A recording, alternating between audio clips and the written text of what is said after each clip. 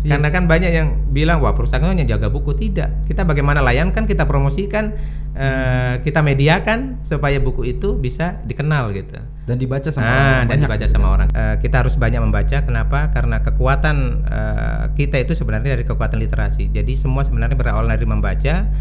Jadi kalau umpamanya ingin menguasai segala sesuatu, marilah kita lebih banyak membaca, karena kekuatan literasi itu akan menjadi kekuatan besar bagi kesejahteraan kita nanti ke depan.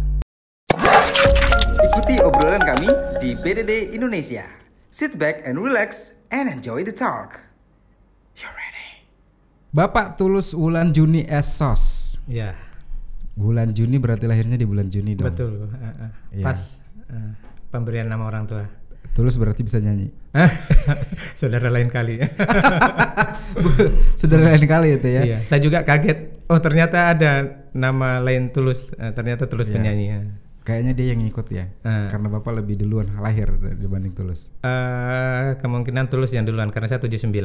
Tahun 79. Kalau Tulus kemungkinan 77 lahirnya. Hafal bener ya? Kok hafal? Ini pas jangan-jangan nih? Atau mengulik tentang Tulusnya? Pernah saya sempat baca biodatanya. Jadi kalau tidak salah tahun 77 beliau. Kalau saya kan 79. Oke. Tapi beliau belum sempat untuk hadir di studio kita ya sekarang ini. Jadi yang datang sekarang ini adalah Tulus Wulan Juni. Jadi kita bahas tentang Tulus Wulan Juni dulu. Betul. Bapak Tulus, ini sebagai pustakawan Madya Dinas Perpustakaan Kota Makassar. Iya. Sudah berapa lama di sana? Kalau di Kota Makassar saya gabung itu tahun 2007. Sebelumnya saya terangkat 98 di salah satu Kabupaten Luwu, dulu masih Luwu ya, Kabupaten Luwu di Walendrang. Di Walendrang. Jadi saya terangkat CPNS tahun 98. Itu berarti belum mencar ya pada saat itu ya, Luwu-nya? Masih Luwu, belum ada Luwu Utara dan Luwu Timur. Masih Luwu. Itu tahun 98. Tahun 98. Kemudian tahun 2000 saya pindah ke Makassar. Kemudian di Makassar itu di SMP Negeri 19. Sampai tahun 2007. Dan saya pustakawan itu resmi tahun 2006.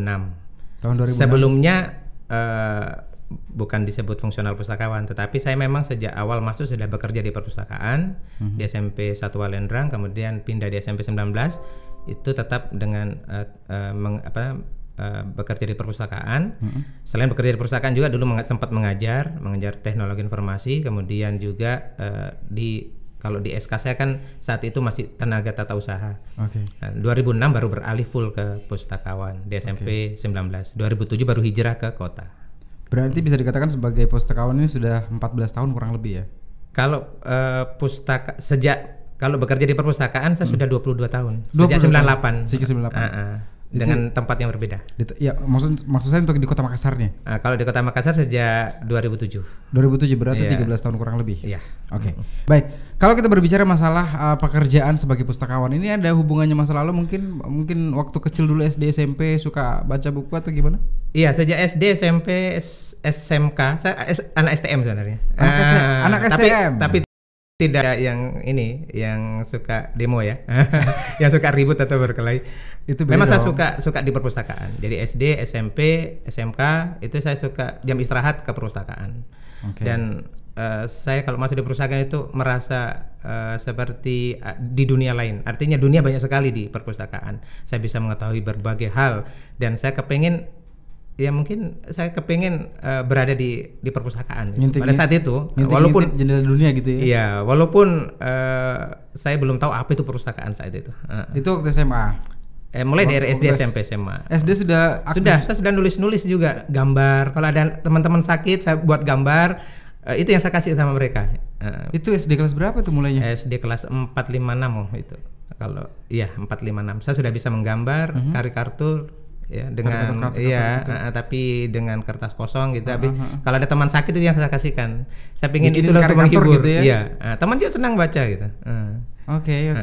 Dan akhirnya pada saat SMP SMA aktif lagi baca buku di perpustakaan segala macam. Ketika orang mungkin lagi asik bermain di taman sekolah, Bapak malah aktif di perpustakaan gitu ya? Iya, lebih senang. Waktu itu buku-buku apa aja yang dibaca? Sejarah?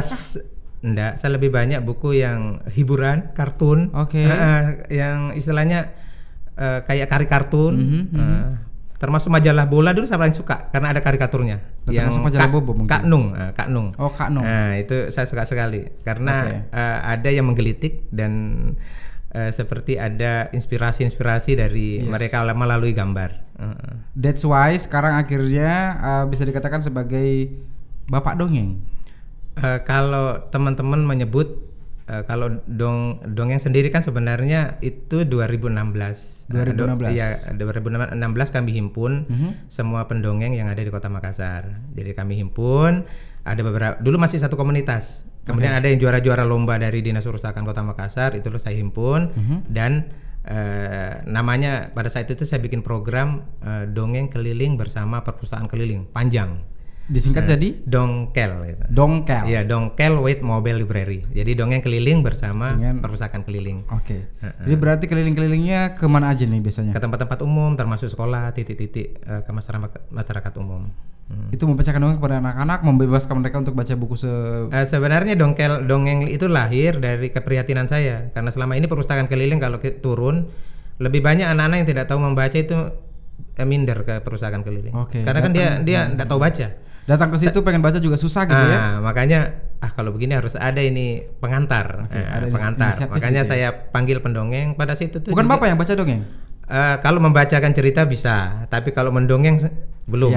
Walaupun semua pendongeng ya selalu menyebut saya Bapak Dongkel. Karena mengumpulkan tadi para pendongeng itu ya. Iya. Jadi pada saat itu saya kasih media pengantar yang namanya dongeng. Ternyata anak-anak yang tidak tahu membaca pun langsung datang. Kemudian saya pesan sama pendongeng juga, jangan dihabiskan itu buku cerita yang ada dalam buku, tapi setengah saja, supaya mereka penasaran. Alhamdulillah mereka akan cari bukunya. Kan yang dibacakan juga ada di mobil perusahaan keliling. Akhirnya itu terus kita intensifkan dan jalan, dan bukan saja kita memberdayakan pendongeng, saat itu pendongeng juga ikhlas kok membantu. Karena memang tidak ada anggaran untuk membayar mereka. Nah, tetapi dengan lewat dongkel itu mereka bisa terkenal gitu. Bisa dikenal sama orang-orang ya, atau orang-orang tua dan seterusnya. Akhirnya dia dipanggil.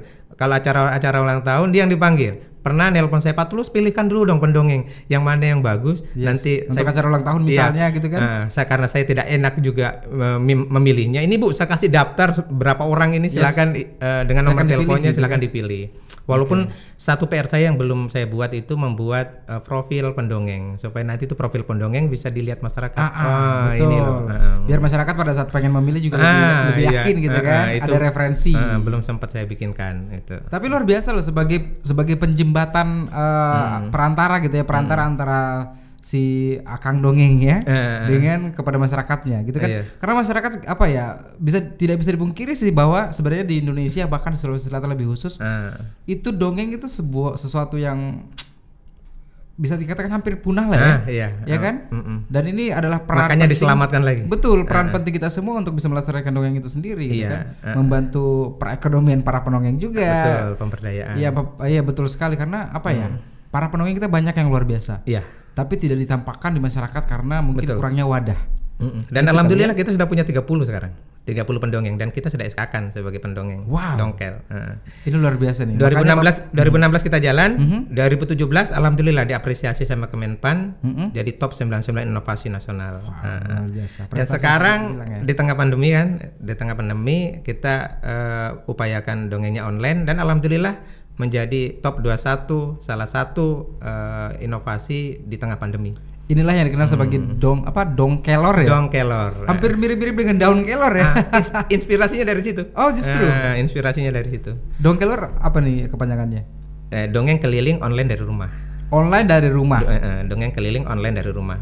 Yang awalnya kita lewat Instagram, kemudian sekarang kita pindah ke YouTube setiap hari Sabtu. Ini tadi Sabtu sudah tayang. Pindah ke YouTube berarti di Instagram sudah stop lagi? Stop. Instagram. Oke. Ini minatnya banyak nggak sih? Kemarin itu sudah ada 1.300 yang nonton tuh episode 17.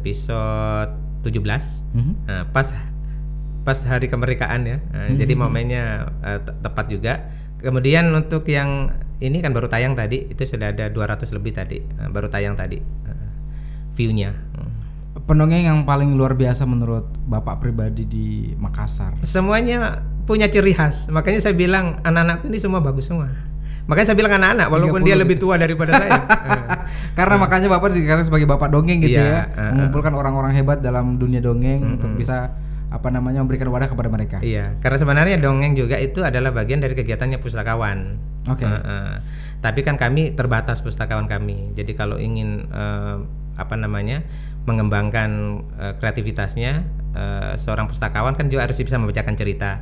Tetapi karena kita keterbatasan dan sibuk dengan beberapa kegiatan lain, akhirnya kegiatan pustakaan itu kita juga berikan sama pendongeng untuk membantu pustakawan. Bahkan di Luwu Timur itu dia yang dongeng itu dari pustakawannya. Oke.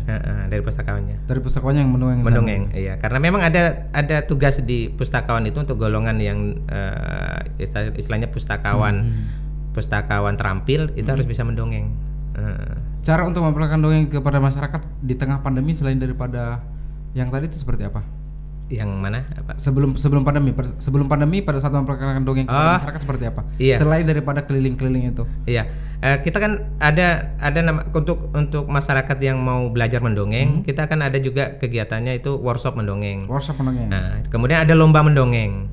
Lomba mendongeng ini diikuti oleh guru TK dan umum. Ada 2 memang kategori. Oke. Juara 1 dan 3 langsung masuk tim dongkel. Jadi sebagian besar tim dongkel kami itu adalah alumni para juara yang lomba dongeng. Gitu. Jadi kita bikin lomba ada outputnya gitu. Jangan hanya membuat lomba tapi habis di situ. Tapi kita setelah lomba kita rekrut mereka. Bahkan kita juga rekrut pendongeng. Tim dongkel kami ada sampai dari Baru. Bayangkan dari Baru itu kalau mau mendongeng dia harus ke Makassar. 2 jam perjalanan gitu. Iya, tapi dia enjoy. Jadi semua teman-teman senang gitu. Karena passion, makanya mereka enjoy gitu ya. Oke, berarti pada saat sekarang ini kan ya dongeng dari rumah lah ya. Iya. Walaupun peminatnya juga tidak bisa dipungkiri bahwa lumayan banyak ketika dilempar ke YouTube segala macam. Ini saya pengen tanya dong, dongeng perkembangannya di tahun ke tahun di Makassar seperti apakah sekarang malah makin bertambah karena sekarang orang-orang dirumahkan, yang kemarin-kemarin mungkin banyak yang tidak melirik dongeng akhirnya sekarang lebih melirik dongeng. Iya kan? Apa ada perubahan nggak nih setelah pandemi? Untuk perkembangan peminat dongeng itu sendiri? Iya, kalau dari segi pendongengnya sendiri, awal kami buat dongkel ya, belum dongkelor. Itu pendongeng kami kan hanya 16. Hanya 16, itu pun ada sebagian yang tidak aktif. Tapi setelah beberapa tahun kemudian bertambah. Komunitas kami juga bertambah. Dulu kan komunitas kami hanya rumah dongeng. Sekarang sudah ada kampung dongeng. Kampung dongeng sudah ada 3. Kampung Dongeng Baru, kampung dongeng Makassar, dan kampung dongeng Sulsel. Jadi dari komunitas itu ada lagi yang ikut lagi, sehingga pendongeng kami itu banyak. Bahkan yang terdaftar kami 30 itu belum terhitung dari komunitas yang lain. Wow. Nah, yang 30 itulah yang di SK-kan. Itu dari segi pendongeng. Kalau dari masyarakat yang menikmati dongeng, alhamdulillah dari informasi saya dapat dari para pendongeng, mereka itu kan rata-rata pendongeng kan sudah banyak dipanggil sekolah-sekolah. Artinya secara profesional dipanggil, bukan lewat perpustakaan. Karena kalau lewat dinas perpustakaan gratis. Karena memang dinas perpustakaan tidak akan memungut biaya. Tetapi kalau dia dipanggil lewat person, ya, profesionalnya mereka. Tapi dia juga harus lepas dongkelnya. Dia harus dengan nama komunitasnya. Itu banyak yang panggil ke sekolah-sekolah. Bahkan ada beberapa badan-badan usaha yang panggil mereka. Menggunakan jasa mereka tapi tidak dibayar, itu berarti sebagai jembatan untuk mempromosikan mereka. Betul. Gitu ya? Tapi kita ada ada transportasi. Tetap walaupun nilainya enggak sebesar narasumber kan. Tapi ini sebuah rasa kesyukuran dong buat para pendongeng, karena ada wadah untuk kepada masyarakat. Iya, ada wadah. Makanya perpustakaan itu jadi rumah besarnya mereka. Kalau dari Bapak sendiri kenapa nggak menjadi pendongeng sih? Susah nggak sih? Sebenarnya dari kacamata Bapak sendiri melihatnya. Kalau mendongeng, membacakan cerita sebenarnya gampang. Ya. Sebenarnya kalau kita sudah bisa memahami beberapa karakter dalam cerita itu, kita sebenarnya bisa mendongeng dengan mimik dan gerakan tubuh. Jadi itu kalau kita kalau perlu memang orang tua seharusnya bisa mendongengkan ke anaknya. Diuji dulu apakah bisa membuat anak tersenyum, ketawa, itu menggugah selera anak-anak itu ketika harus bikin mereka sedih-sedih, ketika mereka bikin mereka. Jadi kalau mau menyampaikan pesan ke orang tua itu ke anak itu tidak usah langsung menjustis, tapi buatlah kalau menyampaikan ke anak sebuah perintah atau sebuah nasihat lewat dongeng, gaya dongeng gitu. Jadi itulah yang saya harapkan kepada orang tua juga begitu. Nah, kalau program Dongkelor tadi, dongeng keliling dari rumah dan masuk kategori Inovasi Nasional Penanganan COVID-19. Top 21. Top 21 Saya di juga Indonesia. enggak nyangka gitu. Kaget saya. Padahal kita anggaran belum ada. Studio kecil-kecilan. Peralatan masih minjem. Makanya waktu dinobatkan top 21, wah kaget saya. Surprise yang luar biasa gitu ya. Iya, karena untuk inovasi-inovasi lain penanganan COVID pasti butuh biaya, mungkin peralatannya dan seterusnya yang sudah dilakukan. Tapi Dongkelor berangkat dari niat yang tujuannya memang sosial gitu kan? Sosial, membantu adik-adik ataupun orang tua bahkan di rumah yang mungkin mereka bingung mau ngapain lagi ini gitu kan, yang harus dirumahkan, akhirnya dibantulah dengan penampilan pendongeng tersebut gitu dengan kan? membawa pesan-pesan moral. Ini berarti sebagai top 21 luar biasa ya prestasinya ya. Alhamdulillah, kaget juga saya. Bahkan sebenarnya Dongkelor itu perluasan dari dongkel. Karena dongkel sendiri kan enggak bisa jalan ketika pandemi gitu ya. Enggak bisa jalan. Makanya diperluas. Jadi kalau ceritanya, makanya itu Dongkelor by Dongkel, perpusling, artinya dia sebenarnya anaknya Dongkel gitu. Tapi anaknya yang lebih hebat gitu. Karena melahirkan top 21 gitu. Melahirkan prestasi yang luar biasa gitu ya, yaitu top 21. Saya pengen membahas tentang Bapak pribadi deh. Silakan. Gitu ya. Pustakawan, dan saya dengar kabar bahwa sebelum jadi pustakawan ini ternyata sebelumnya bengkel. Iya. Bengkel menjadi pustakawan. Jadi sebenarnya dulu saya memang saya memilih jurusan itu otomotif dulu. Ketika di STM tadi itu ya? Iya, jurusan otomotif. Kemudian selepas dari situ saya mau coba kerja gitu kan, coba kerja di bengkel-bengkel gitu. Berapa lama di bengkel dulu? Nggak lama lah, nggak sampai hitungan hari saja, karena saya lihat wah ini kerjanya kok lebih ini ya, kita mandi oli dan seterusnya kan. Sebagai montir berarti ya? Iya. Akhirnya pada saat itu saya tengok di sebelahnya gitu. Saya nggak usah lah sebut kode etik jurnalis ya. Saya tengok di sebelah, ada percetakan gitu. Kenapa kok saya terdorong mau ke situ gitu. Mau coba-coba. Itu hari saya mencoba dunia baru mungkin ya, seperti itu ya pada saat itu ya. Saya coba. Memang saya sejak SD SMP juga saya senang mengoleksi hal-hal yang karikatur kartun gitu ya. Apalagi ini kalau cetak mencetak. Saya coba dekati ya pimpinannya. Saya tanya, "Anda enggak lowongan di sini kalau saya kerja?" gitu. Ternyata dia bilang, "Iya bisa, silakan. Tapi yang kosong jobnya di sini hanya fotokopi." Fotokopian. Jadi yang tugasnya fotokopi. Karena ada di dalam itu ada mesin riso, ada mesin offset, ada cetak undangan. Pokoknya percetakan terbesar lah di Palopo pada saat. Di Palopo waktu itu. Kalau saya anggap percetakan terbesar karena karyawannya saja 15-an. 15 orang. Jadi saya dapat job itu di depan. Di depan kan paling depan kan fotokopi. Yes. Semua instansi datang ke saya untuk mencetak dokumennya. Ya, kenapa kok saya senang melayani mereka gitu. Di situ saya nikmatin. Kalau salah 8 bulan sampai pernah pencetakan soal di Kabupaten Luwu kan dipusatkan di situ, dicetak di situ. Kami kerja lembur juga. Saya baru paham, ternyata ini soal yang kita ujian waktu SD SMP begini dicetak begini dan seperti ini. Iya, dan dijaga polisi dan seterusnya. Ya, jadi saya alami di situ. Jalan 7 bulan itu hari ada salah satu pelanggan kami ya dari dinas pendidikan ya, saya sebut saja, bukan pendidikan lah, dulu masih kandep. Dia di SMA. Dia tawar saya, Pak Tulus mau enggak kalau jadi CPNS? Apa itu PNS? Saya juga enggak tahu gitu kan. Waktu itu belum tahu sama sekali gitu ya. Saya enggak tahu gitu ya. PNS itu apa? Kerja di kantor, bilang kerja di kantor. Ikut saja untuk mendaftar. Ya saya coba-coba saja. Wah, jadi saya enggak minta izin sama pimpinan ya. Bolos gitu. Iya, pada saat tes gitu. Kabur dari pimpinan pada saat tes. Iya, pada saat tes saya izin. Alasan sakit atau apa gitu. Enggak, saya izin ada urusan gitu kan. Tiba-tiba saya lulus. Saya kaget gitu. Lulus di urutan nomor 3 gitu. Urutan nomor 3 dan langsung ditempatkan dan langsung dapat NIP. Prosesnya cepat Ya, berarti. kalau sekarang kan lulus belum tentu dapat NIP lagi, betul, nunggu betul. kan. Panjang lagi ini nih, ya ini kan? lulus langsung ada NIP. Kaget. Kakak ipar saya yang saya tinggal juga sama beliau di Palopo juga heran. Ih, cepat sekali dapat NIP. Ini orang dulu jadi kontrak ngabdi dulu. Yes, betul. Ini langsung daftar langsung. Ya saya juga nggak tahu gitu kan. Rezekinya di situ gitu ya. Iya. Akhirnya saya masuk di PNS dari nol. Iya, dari nol. Saya tidak tahu kerja apa ini. Mengetik saya nggak tahu juga. Harus berapa lagi nih, ya kan? Jadi setiap sore sebelum pulang dari tugas sebagai seorang tata usaha, kan saya ditempatkan di tata usaha. Saat itu masih golongan 1B ya. 1B. Jadi kalau 1B itu tugasnya sebenarnya hanya buka kunci, buka tutup pintu sekolah, bikin teh. Tapi kepala sekolah saya bilang pada saat itu kan saya ditempatkan di SMP. Pak Tulus tidak usah urus buka tutup dan seterusnya. Kamu urus itu perpustakaan. Perpustakaan itu besar memang ya, lumayan satu kelas, dan memang bantuan dari Jepang itu sekolahnya, sekolah baru. Tidak ada bukunya. Tidak ada bukunya sama sekali. Mau ngapain di dalam itu? Iya, makanya saya berpikir, wah saya harus cari buku nih. Jadi saya harus ngemis-ngemis ini, harus cari buku untuk mengisi perpustakaan saya. Dan memancing orang untuk datang baca gitu kan? Tapi kepala sekolah menyampaikan, Pak Tulus jangan langsung di perpustakaan dulu karena ada pelatihan. Pak Tulus ikut dulu pelatihan. Pelatihan apa? Perpustakaan. Oke. Dan disitulah saya baru tahu.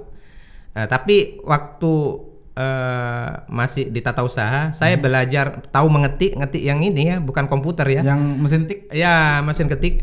Saya biasa kan liatin itu, ini benar enggak ini angkanya? Kan ada itu kan yang harus diliatin lagi di kertasnya langsung cetak gitu kan. Iya, karena kalau kita salah ngetik ulang lagi. Nggak bisa dilihat lagi gitu kan. Itu kalau pulang kantor jam 4 pulang mereka, saya belajar sendiri ngetik satu-satu gitu kan. Lama-lama lancar, akhirnya saya dipercaya mengetik. Saya mengetik ujian ya, untuk soal-soal ujian dan seterusnya, sampai di RISO dulu namanya, sampai di RISO. Kemudian setelah saya di perusahaan, lebih banyak saya di perusahaan setelah pelatihan 1 bulan. Alhamdulillah ilmu yang saya dapat di perpustakaan, di pelatihan itu saya manfaatkan. Dan dari tidak ada buku sama sekali, saya masih ingat saya tinggalkan perpustakaan tahun 2000 itu 700 judul, 1.600 eksemplar. Saya tinggalkan karena saya harus pindah, karena pada saat saya ikut pelatihan yang kedua selama 6 bulan, saya ketemu calon istri saya gitu. Di tahun 99 itu pelatihannya. Tahun 99 pelatihannya. Tahun 2000 saya nikah gitu kan. 1 tahun setelah ketemu dengan calon istri pada saat itu. Iya, menikah dan tidak bisa kembali kan, karena istri saya tidak bisa ikut saya. Jadi mau tidak mau saya yang harus ikut istri, kan terbalik ya. Harusnya istri ikut suami. Ikut suami gitu kan, terbalik ini karena kantornya istri tidak ada cabangnya di kabupaten ya, di kabupaten saat itu kan belum jadi kota, masih di tidak ada cabangnya. Akhirnya saya tahun 2000 hijrah juga ke Makassar. Tepatnya di SMP 19. Di SMP 19 saya mengikuti SK saya kan tata usaha, tetapi saya tetap ikut membantu pengelolaan perpustakaan. Kemudian juga diberi amanah mengajar juga. Pada saat itu kan teknologi informasi komunikasi butuh guru. Betul. Nah, kebetulan saya dipercayakan. Saya pun juga belajar komputer, itu juga otodidak ya.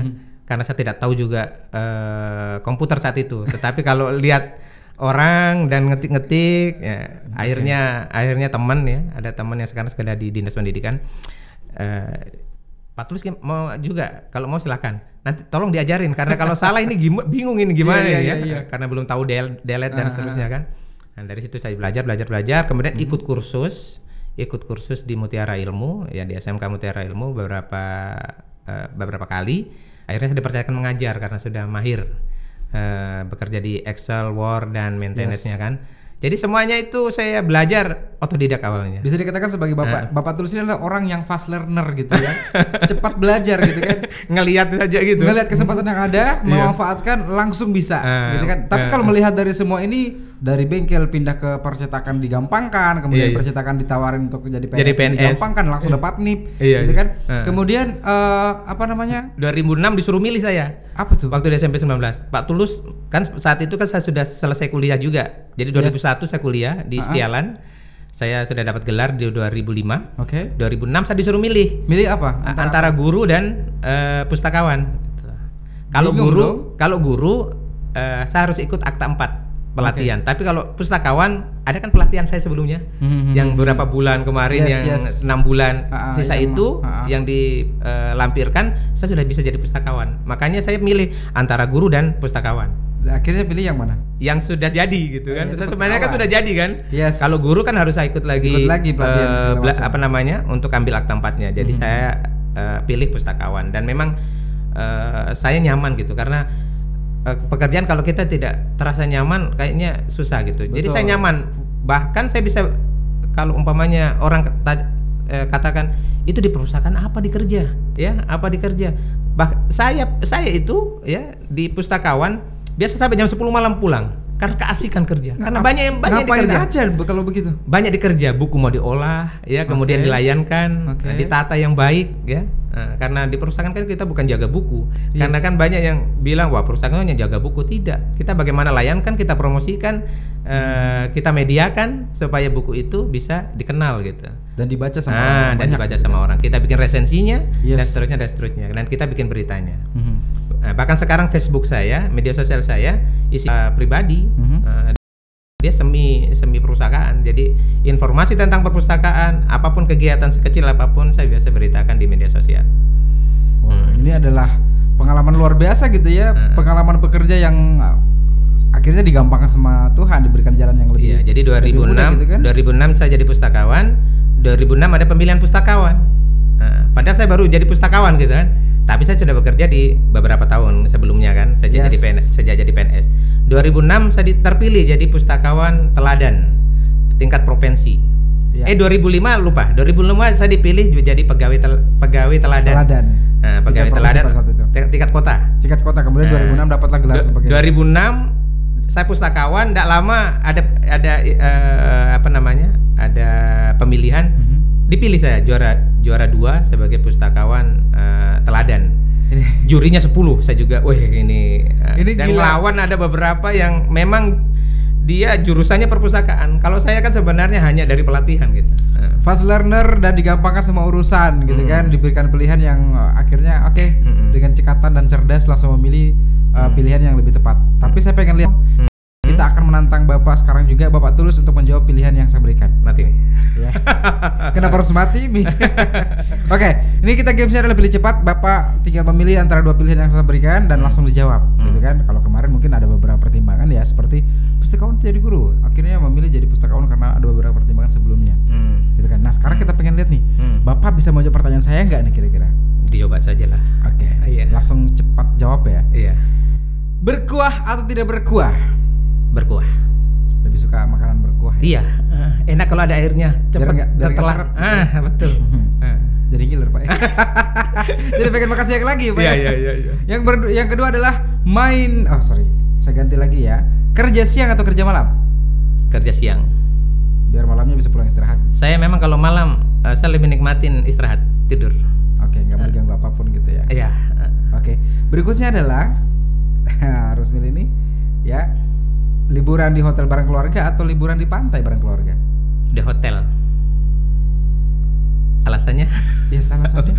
Alasannya saya lebih suka eksklusif sama keluarga. Kalau di pantai kan banyak orang gitu kan. Saya lebih enak liburan tapi ada nilai bagi edukasi bagi anak-anak dan istri. Anak berapa sih sekarang? 2. Dan yang sudah kuliah semua. Oke, sudah kuliah semua.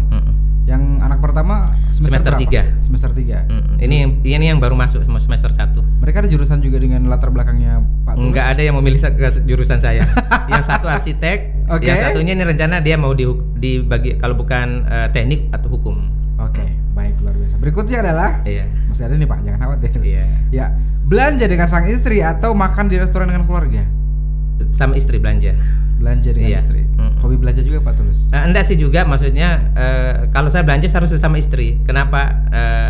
Saya lebih senang nanti apa yang dia pilih dan apa yang dia suka gitu. Dan nanti dimakan di rumah bukan di restoran. Saya lebih jarang ke restoran. Lebih suka dengan keluarga, istri gitu ya. Dan keluarga dengan waktu yang jarang ditemukan. Gitu. Berikutnya pertanyaan terakhir ini adalah jadi penyanyi atau jadi pemain film? Pemain film. Suara saya nggak bagus. Kalau Tulus yang satu memang ahlinya. Tapi saya tahu ini kalau orang namanya ada kesamaan dengan penyanyi berarti bisa nyanyi dong. Coba kita buktikan. Nggak bisa nyanyi saya Pak. Dikit lah. Betul. Saya cuma penikmat lagu. Lagu apa yang biasa dinikmati? Itu semua lagu saya sebenarnya nggak hafal. Lagu Tulus dia coba. Nggak hafal malah. Saya suka menikmati lagu sambil bekerja. Jadi kalau saya bekerja lagi mendesain atau apa, saya lebih pokoknya kalau ditanya siapa yang paling kenceng putarnya lagu itu kalau di kantor Pak Tulus. Jadi kayak dibilang ini Pak Tulisnya kayak sopir PT-PT saja. Paling kenceng. Lagu apa nih? Dangdut atau pop biasanya? Campuran. Biasa lagunya Ebit, Ebit Ade, ya, atau lagu barat gitu ya. Lagu barat apa biasanya? Saya lebih suka musiknya sih. Lebih suka musiknya. Ini alasan supaya tidak disuruh nyanyi ya? Hah? Alasan supaya tidak disuruh nyanyi ya? Iya, selama ini saya cuma pengamat saja. Coba kita nyanyi berdua deh, duet deh. Lagunya Uje, Ustaz Jeffrey Al-Bukhari almarhum. Yang apa itu? Bidadari surgaku. Untuk sang istri di rumah, persembahkan buat istri. Mulai dari mana saya? Langsung ref deh. Hatimu. Saya ikuti saja. Nada rendah aja, boleh. Hatimu tempat berlindungku, tempat berlindungku dari kejahatan syahwatku, dari kejahatan syahwatku. Oke, baik. Bapak memang cocok jadi pustakawan buat nyanyi. Hancur kan? Ini sengaja nih kayaknya nih. Betul, saya nggak tahu. Makanya. Tapi memang pecinta musik ya, suka dengan lagu-lagu saya itu biasa kalau melihat musik, ini akan populer, ini akan bagus. Wah, itu betul, langsung bagus. Oh gitu. Nah, ini yang akan booming, ini yang Oke. Saya cuma mengamati saja. Saya pengen serius dong bertanya nih. Apa itu? Kalau Bapak melihat studio BDD kita, BDD Indonesia akan seperti apa ke depannya? Yang penting terus fokus dengan satu dengan satu tema. Iya? Ini akan meledak. Gitu.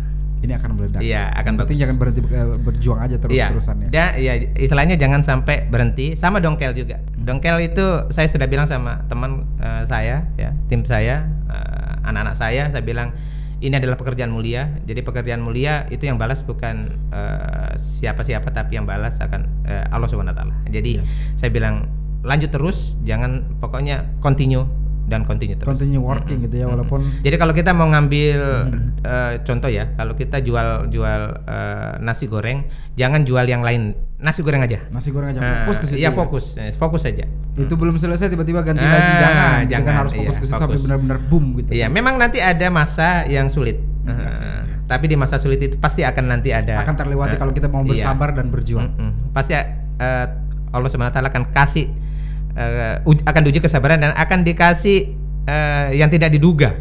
Yang tidak diduga, ini loh formulanya. Tiba-tiba nanti mungkin Pak MC ya, Pak MC bisa ada program yang dibalut bagus dan itulah yang akan meledak gitu. Nama saya Sigal Pak, bukan MC. MC profesi saya. Iya. Saya pengen Bapak menyampaikan kepada viewers BDD, terutama saya lebih karena saya mungkin masih muda, umur saya masih 16 tahun. Oh iya. Kelihatan bohong ya Pak ya. Jadi saya pengen Bapak sampaikan kepada viewers BDD, terutama anak muda, anak milenial sekarang ini, untuk lebih rajin baca buku ataupun mengajak mereka untuk kenapa mereka harus baca buku gitu. Baca berita-berita yang positif dibanding segala macam yang beredar di sosial media. Silakan. Iya. Jadi bagi generasi yang akan datang, bagi generasi muda, kita harus banyak membaca. Kenapa? Karena kekuatan kita itu sebenarnya dari kekuatan literasi. Jadi semua sebenarnya berawal dari membaca. Jadi kalau umpamanya ingin menguasai segala sesuatu, marilah kita lebih banyak membaca, karena kekuatan literasi itu akan menjadi kekuatan besar bagi kesejahteraan kita nanti ke depan. Yes. Membaca dan mengurangi mengonsumsi berita-berita negatif gitu ya. Karena kalau sudah punya kualitas membaca yang bagus, kekuatan literasi yang bagus, tidak akan kena hoax. Akan tersaring dengan hal-hal seperti itu gitu. Nah, makanya saring dulu sebelum share. Betul. Tapi kalau membacanya tidak kuat, ada informasi yang mungkin bagus, karena dia membacanya tidak kuat, dia tidak saring dulu langsung share, itulah yang akan bahaya. Berarti intinya adalah saring before sharing. Iya. Oke. Terima kasih banyak Bapak sudah meluangkan waktu datang ke studio kita. Iya. Semoga suatu hari nanti ada waktu kapan-kapan kita undang lagi. Siap. Sempat hadir lagi dan akan kita latih lagi menyanyi olah vokal. Berarti harus latihan ini ya. Kedepannya semoga kegiatan dongengnya juga akan selalu dilestarikan dan makin eksis di tengah-tengah era modern saat ini. Sama dengan medianya. Ya. Amin. Iya. Satu lagi. Apa itu? Sehat dan dengan keluarga. Amin. Itu amin ya rabbal alamin.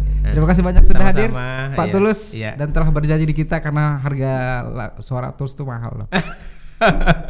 Ya, Sigal pamit mundur. BDD Indonesia, sampai jumpa. Iya.